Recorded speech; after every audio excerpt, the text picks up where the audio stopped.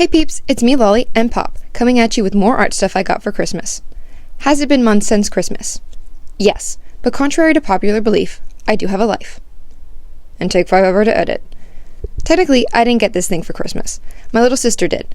I promise I'm not stealing it. It's a one-time use kind of thing. Have you ever seen those baking kits that are like brownies you make in little frying pans? Yeah, she got 2 of those, and now that she's made them, I'm stealing the frying pan. If you've been following my Instagram for a year now, you may remember that I've already painted a frying pan.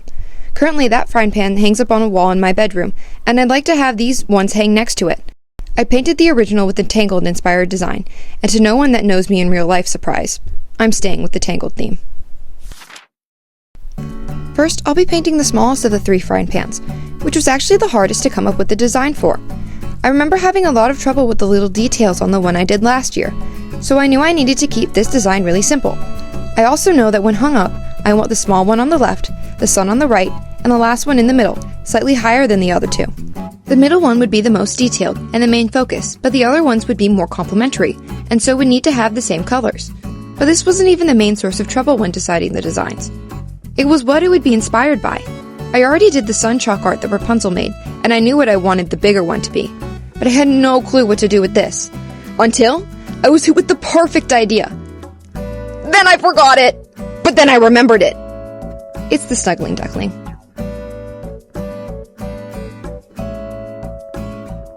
I did one sketch more like the original snuggling duckling sign, but it didn't work with the sun as the designs were just too different, so I changed it up some to better fit the overall vision for these frying pans. To paint this, I did not want to get my paint down, which seems like a contradictory statement, but I used paint pens. If I didn't have all the colors I needed, I would have used paint. But I had all the colors, so I painted without paint. Also known as drainting. In the old fried pan I painted, I kind of forgot I had paint pens, so I didn't use them as I should have. But I also used some paint pens, so I do believe that the dark purple I used in both of these are the same.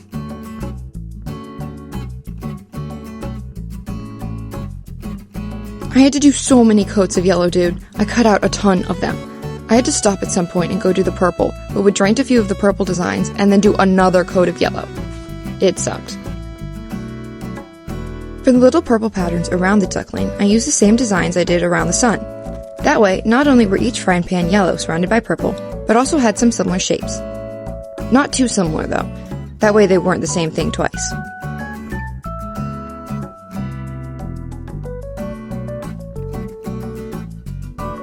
The dark purple was a bit of a last-minute addition to the duckling, but I felt like it was too plain and needed another thing connecting it to the sun frying pan. Yeah, actually, I'm almost done. Sweet. Okay, so what you drawing? I'm not drawing. I'm draining. You're drawing. Oh shoot! Is this a video? It is a video. Hello. Yeah, you can put your fingers in. Wait! New addition. I'm the. Hello. I'm new. I have not been in a video before. I am the other brother. Other brother. The other brother. Howdy peeps. The other brother has indeed been in a short before, but not a full-length video. We just kind of forgot about that in the moment. Anyways, one last yellow coat and this ducky's ready to varnish. I like this frying pan. Alone, it's the weakest design, but it does its job well when all 3 frying pans come together. As you know, I already knew what I wanted to paint on this frying pan, and if the first Rapunzel painting you think of is the sun, then the second would be the one of Rapunzel looking at the lanterns. Well, you might have thought of that one first, but this is the order I painted them in. I started with a white base coat because unlike the other frying pans that had some black peeking through, I wanted the whole bottom of the frying pan to be painted. Then I started the sky.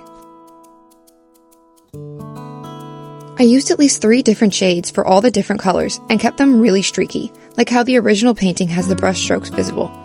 I was really worried about how this was going to look at first, and if I was even going to be able to pull it off, because I'm such a perfectionist. But guys, it looks so good! I'm actually in love with it! But I need to calm down. You haven't even seen it yet.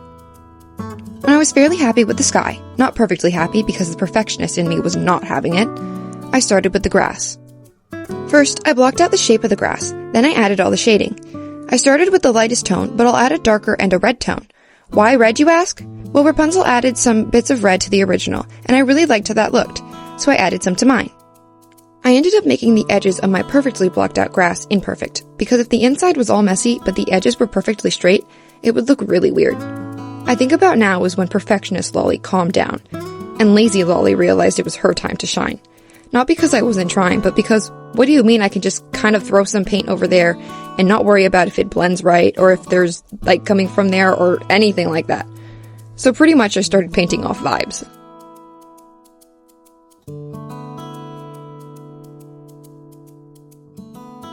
I did the trees similarly to how I did the grass. Block it out first, add shading, then mess up the outline. But this time, I had to mess with the grass some as I was using some of the colors from the grass as shading for the trees, so those colors couldn't be touching. Adding Rapunzel was the make or break of this piece, so I was understandably stressed about it. The good news is that due to the imperfect nature of this painting, if I needed to go over bits, I could, because if I left a weird brush stroke, or if I had to remix colors and didn't get it 100% perfect, it would still fit the painting. I changed the colors of Rapunzel's dress and hair, and had to fix the shape of her hair, but other than that, it went really well.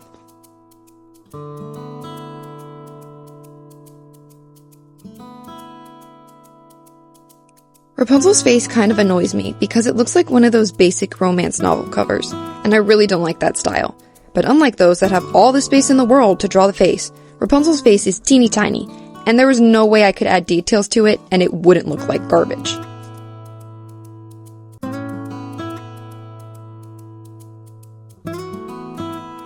I only added shading to Rapunzel's hair and not her skin or clothes because of the aforementioned teeny tininess. I was very focused on making the yellow of her hair perfect, not only because it's kind of Rapunzel's whole thing, but because I'm going to reuse the yellow on the lanterns. At this point, I was like, the hard part is over. I can just add blobs of paint, and I'm almost done.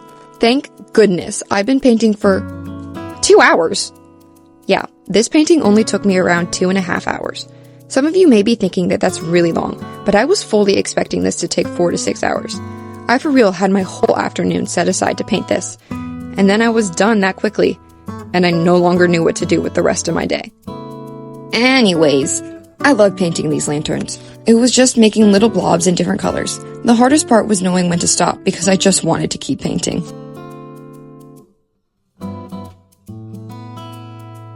When I'm done with the lanterns, I varnish it, and it's done. I love this one. I legit went around my house showing it off when I finished it. But altogether, it looks even better. Now I need to find a place to hang them up. Probably in my dorm room this fall. I hope you enjoyed the video. See you next time.